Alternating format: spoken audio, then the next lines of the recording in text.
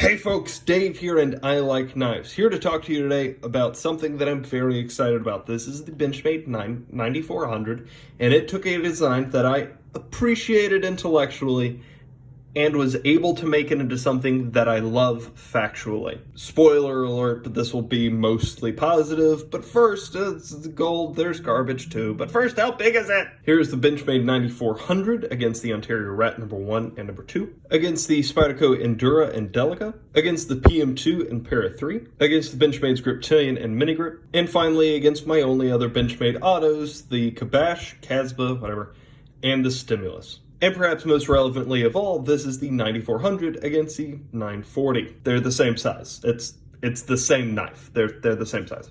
A big part of the gold for the 9400 is going to be that it is just a 940. So everything that's gold about this thing remains true about this thing. The size, the slimness with which it fits in the pocket. This thing you put in there and it disappears. It's actually a little bit lighter than the old version.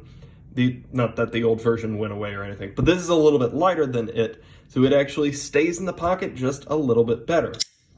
The size in hand, again, very small handle, very comfortable to hold. Packed in with a long blade with a beautiful, beautiful reverse Tonto blade shape. This thing's awesome. And it's a blade shape that you're not going to get many other places. Benchmade Mediator and like the Leatherman Skeletool are kind of the two most common places to find it. And it's one of my favorite blade shapes. I love this thing. Benchmade Contigo also, but you get the point. The pocket clip is a Benchmade standard 3-hole, which is versatile enough. That's awesome. We're going to come back to that because this isn't the actual pocket clip, but the 3 holes gets a thumbs up. The materials on this thing are also nothing to sneeze at. We've got an S30V blade that is very thin and slicey, and an aluminum chassis. This will be the same chalky aluminum with the beautiful purple backspacer that I am quite partial to, as you will find on the original. So obviously this Barney looking thing is polarizing. So if you didn't like it on the original, you're going to hate it on this thing. But I think that it is beautiful and just generally good materials. The true gold here, however, are the differences between these two. Like I said up top, I can intellectually appreciate that I have to send this thing in for warranty service, because mine's all kinds of screwed up. But I can appreciate the design here. Unfortunately, I can't use it. This thing is, when it wasn't as screwed up as it is, this thing is so darn narrow that like it's difficult for me to pinch my fingers over there, get in there with my thumb. It's difficult. It's a pain for me to open this. So how do you make that not an issue anymore? You put a button on it. Beautiful improvement in that case. The pivot screw, similarly. This is rounded, it sticks up. This is more flat, it stays out of the way. It's not an important difference, but it's an aesthetic difference that I appreciate. Because this is not an access lock, it's also a little bit cleaner on the face. So these 2 screws are in for the access lock, that's the steel frame on the inside. But this thing is just straight aluminum, which is probably a big part of where the weight difference comes from. So you don't need those screws down the middle. Again, just a little bit cleaner. Similarly on the back, the pivot collar, again, I prefer it on the 9400. Another difference in here is going to be that stop bar. So you can see that on the left, it's a cylinder, it's rounded, and a part of it's having a clean design is set into the steel frame, versus on the 9400, this is probably difficult to see, but that stop bar is actually octagonal. It's got flat sides is what I'm saying. I forgot exactly how many, but is actually input by, there's a standoff that goes into a hole there, and then you screw it in on this side. The hexagonal probably holds on to the face just a little bit better. I don't know that for a fact.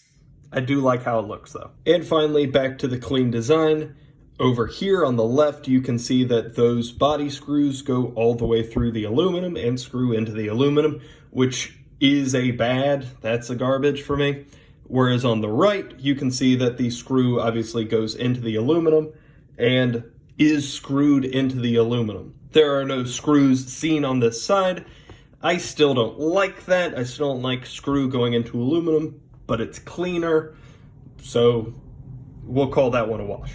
And finally, for aspects unique to this version of the knife, that button is pretty solid. It's recessed enough that you're not going to be able to trigger it by pushing on anything. You may be able to trigger it if your life is rough enough, and I don't know, you get punched in the butt or whatever, but it is fairly recessed, so that's not a huge worry. I do wish that, obviously I wish that everything were blacked out on a black bladed knife, but you can't have everything you want. Please, Benchmade, black that out in the future. That would look so sick. But back here on the safety, I am of the belief that assisted knives should never have a safety, because that seems dumb, and automatic knives always should.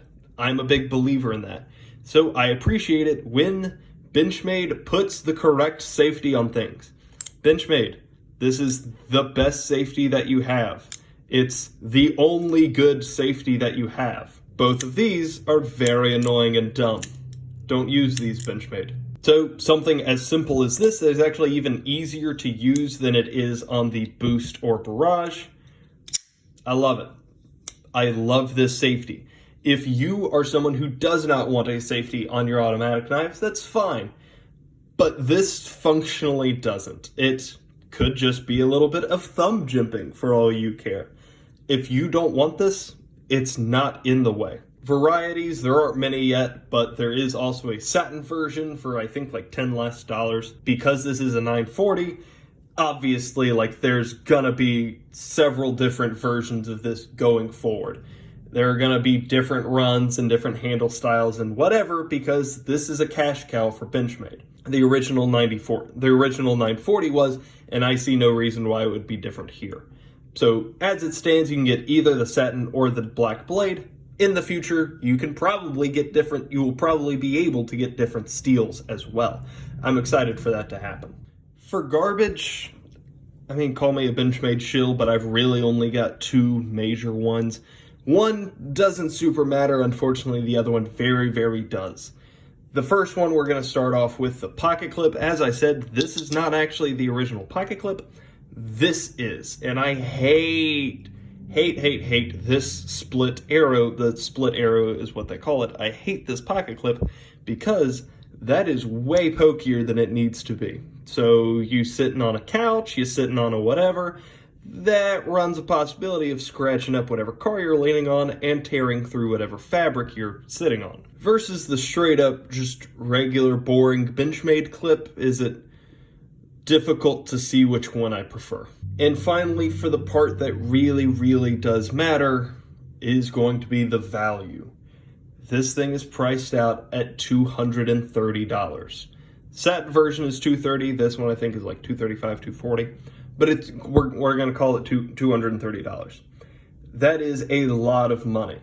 It's a lot more money than the knife that was already drastically overpriced. This, as a base model, is like $180, something to that effect, which for aluminum and S30 is way, way too high. Even your base model PM2s, which have been severely price creeping in recent years, those are still looking around $150 for the same materials. But this is not a knife that you get for the value. It's a knife that you get for the aesthetic, for the gentleman's automatic. However, that's not really a market that I personally value, so here are some other value options for you. If what you want is a good-looking, well-functioning, high-quality automatic knife, and your purse strings are, $230 is a lot of money. There's no denying that. There are 1,000 other places that you can go for much, much higher and better value. The rest of the Benchmade catalog, for one, both of these knives, much less expensive. as well as, well, having similar materials and having appropriately priced materials for one. While we're on the Benchmade catalog, by the way, this thing's $230. The Benchmade Mediator, which is a little bit smaller, I wasn't expecting that, but with S90V blade steel is only like $20 more, so it's only like $250. The difference between $230 and $250 is negligible. The difference between S30 and S90 is noticeable. If you're looking here, I would honestly suggest you go look there, just because I wish this thing was S90, and for $230, I believe that it should be. The Gerber automatics, also same blade steel. The build quality isn't nearly as high, obviously, since it's Gerber and is appropriately priced. But these, if you're looking more value-minded options, these aren't bad places to go. And not all of the M-Powers come in multicam. Only the best ones do. And finally, if value is actually what you're after in the automatic market, the Kershaw Launch seems a pretty obvious way to point you. This is not like aesthetically similar, but there was a recent one that came out. The Launch 13 is the Warncliffe that I really want. I think it's the Launch 12 is the more smaller, more EDC, more gentleman's whatever. If you're slobbering over this, but your price is more right here, there are options for you. This is about $100, so it's less than half. Less than half, and you're still getting most of the quality. Doesn't have a lock, but the button is more subtle, so it evens out. The Benchmade 9400 and the 940 before it are not knives that you look at that you get because of value. They're knives that you get because you want to, because they're gorgeous, because they're so darn well built, because they are perfectly designed for what they're trying to be, which is a gentleman's EDC. In this case, a gentleman Tactical's EDC, because that's a thing that exists for some reason. And in that role, this thing kills it. This is an expensive knife. This is a way, way overpriced knife that I cannot and probably will never recommend. There are so many other places to go to get the same thing. But this thing's hot. This thing is straight sexy. I love this knife. I'm very glad that I have this. That's my relationship with the 9400. I shouldn't, but I do. I very, very do. If you have any questions, comments, concerns, or suggestions, let me know down below. And other than that, y'all have a great day. Bye.